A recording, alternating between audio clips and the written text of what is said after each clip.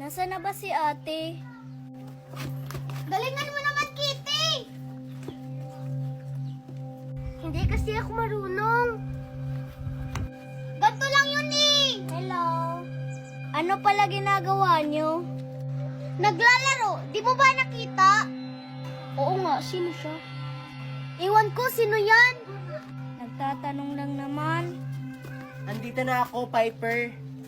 Ay, pasensya na kayong mga bata. Tara na nga, Piper. Ang pangit naman ng batang yun.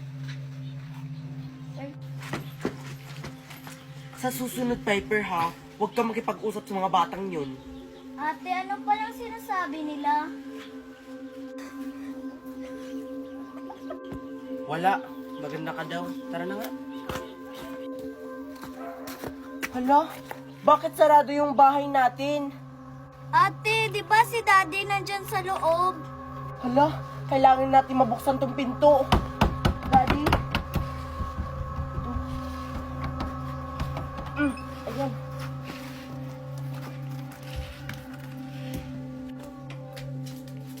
Daddy? Ate, si Daddy! Daddy! Daddy!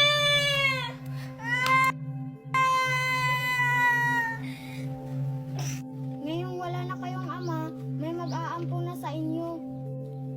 Miss Wendy, kasama po ba ako sa kapatid ko? Oo, pag nasa tamang edad ka na, pwede na kayong umalis doon. Ganun po ba, Miss Wendy? Salamat po. Ate, wag mo akong pababayaan ha. Huwag kang mag-alala, hindi kita papabayaan kahit hindi kita tunay na kapatid. Hanggat sa maging 18 years old ako. Bukas na bukas, pwede na kayong pumunta kay Miss Carla. Sige po.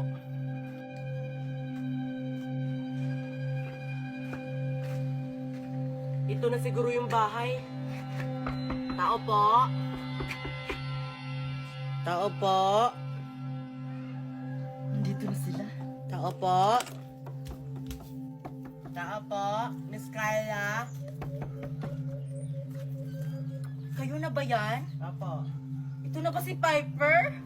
Wow, ang ganda-ganda naman ni Piper. Halika, Piper. Pasok ka.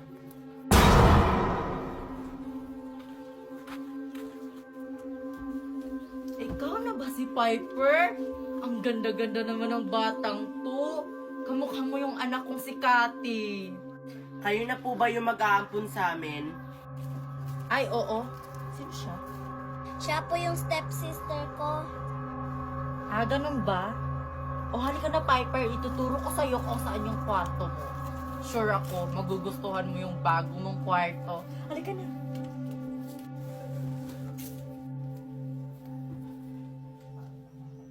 Sino yun?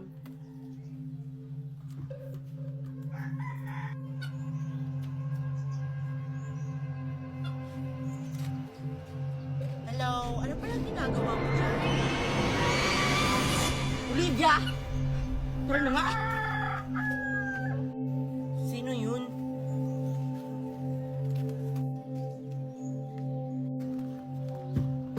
Piper, ganito kasi yung mga ginagawa ko. Kagaya ng ginawa ko dun sa anak kong si Cathy dati. Para malaman natin kung gaano ka nakataas.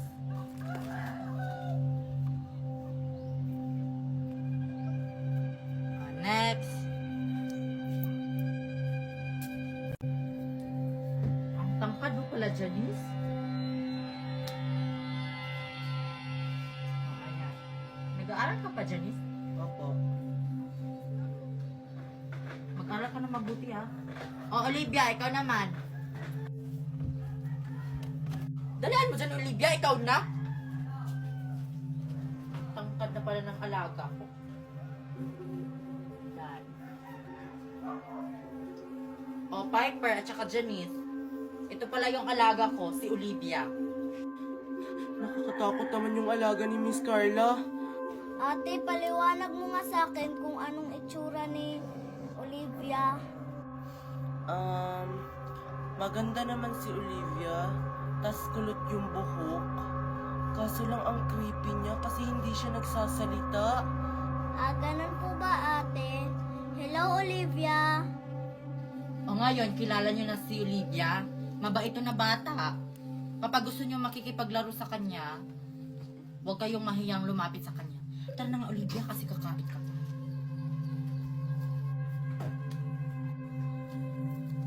Ano, Piper? Excited ka na pumunta sa mall?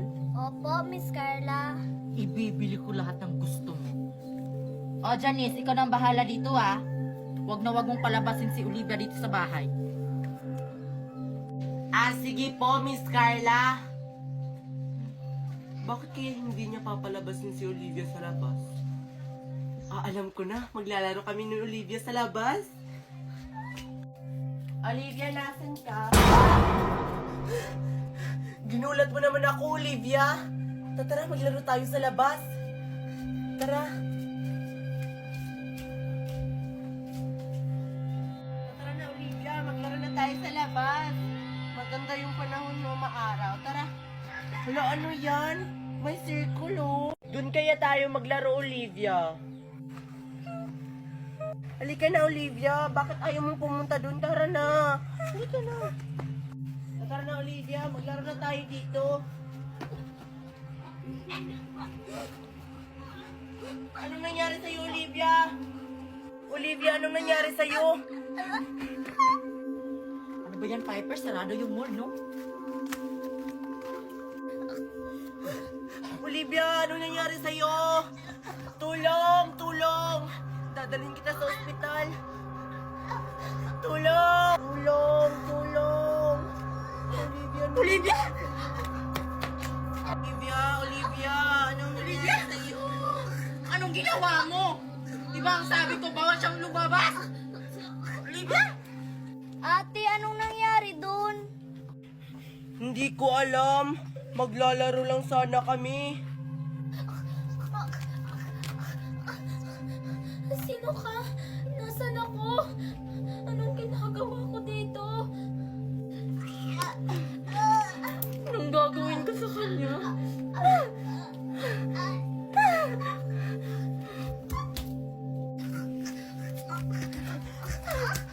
Olivia!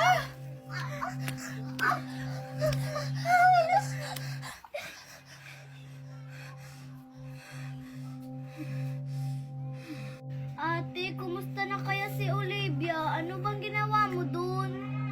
Wala naman akong ginawang masama sa kanya. Maglalaro lang sana kami. Janice, di ba sabi ko sa'yo, huwag na huwag mong papalabasin ng bahay yung anak ko? Ano po bang nangyari sa kanya? Bakit po siya nagkakaganon? Wala ka nang pakialam doon. Ulitin mo pa yun, Janice. Mananagot ka sa akin. Kasalanan mo pala, ate eh.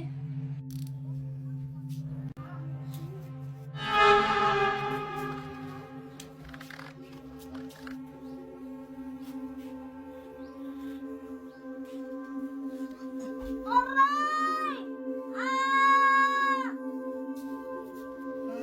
Good morning. Ano kaya nangyari kagabi? Bakit parang may sumisigaw? Piper, ikaw ba yung sumisigaw kagabi? Piper! Ano nangyari sa'yo? Sinong gumawa sa'yo niyan? Di ko po alam, ate. May sumuntok po sa akin kagabi. Kilala mo ba, Piper, kung sino ang gumawa niyan sa'yo?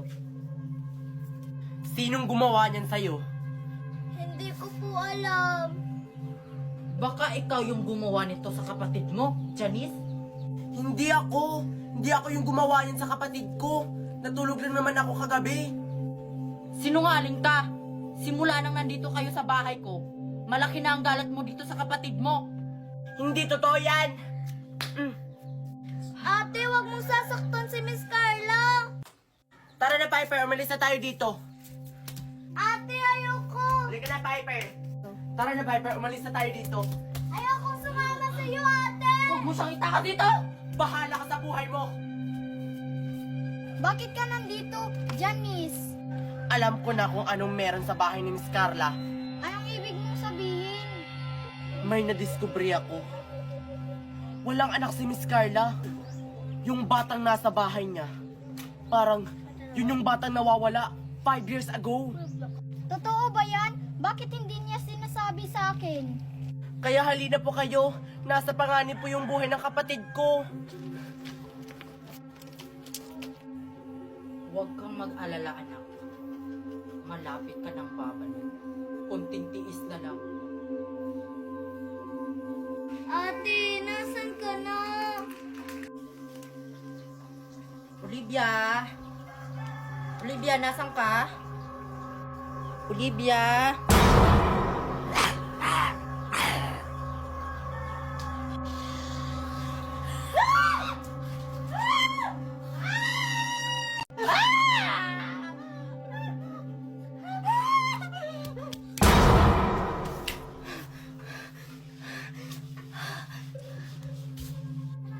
Dito ka lang, Janice. Ako lang pupunta doon. Ngunit sasama ako. Diyan ka lang. Miss Carla! Miss Carla! Miss Carla! Miss Carla! Si Miss Wendy ba yun? Miss Carla! Naku, ano kayang sadya niya? Tao po! Kayo pala yan, Miss Wendy. Ano po yung sadya natin? Maari ba akong pumasok? Sige po.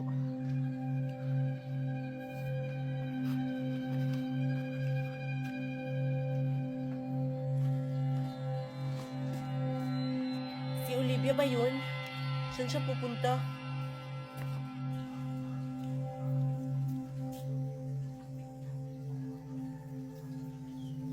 Ano palang sadya niyo dito sa bahay namin, Miss Wendy? Bakit po kayo naparito? May dapat lang akong malaman kung totoo ba. Ano po ba dapat niyong malaman?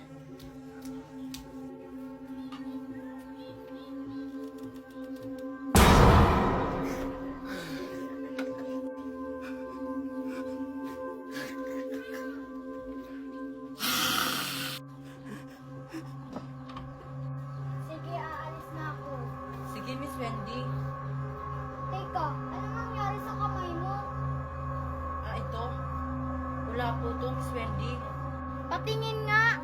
Miss Wendy, halin po kayo dito. May dapat po kayo makita. Wag! Babalik pa yung anak ko, Miss Wendy! Wag! Babalik pa yung anak ko si Cathy! Dito po, Miss Wendy, may dapat po kayo makita.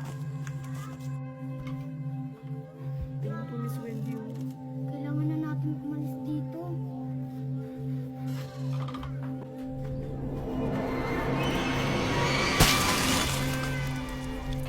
Akala niyo makakatakas kayo.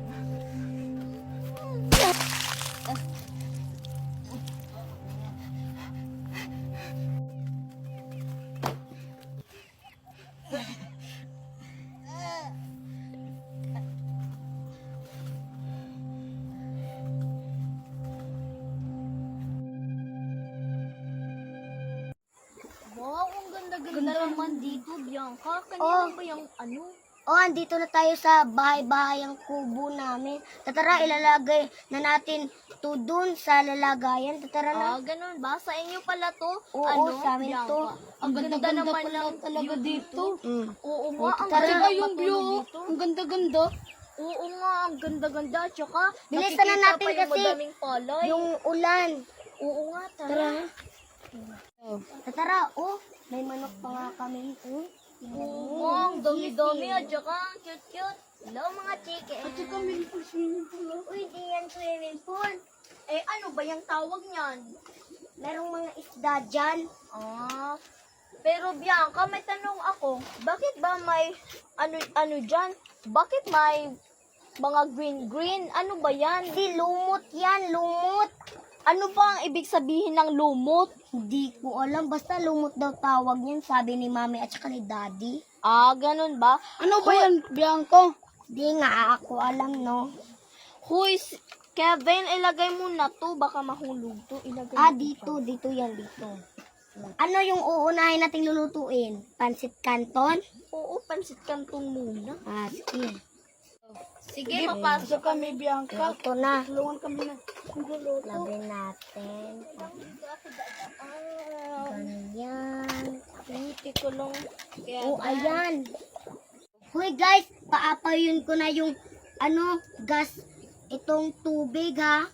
Bianca, paano ba yan lulutuin yung itlog? Wala naman tayong dalang oil.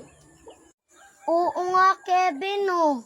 Hoy, Sophia, bakit hindi ka nagdala ng oil? Kailangan natin yun. Paano natin lulutuin yung itlog? Wala naman tayong oil. Ay, sorry Bianca, kasi nagmamadali kasi ako. Nakalimutan ko tuloy. At saka, i-boil egg na lang natin yung itlog para maluto naman. Tapos, may makain tayo. Ang sarap-sarap. Sige, antayan na lang natin kumulo. Ay, wala pala tong apoy. Paapawin ko muna. Oh, ayan. Pus na.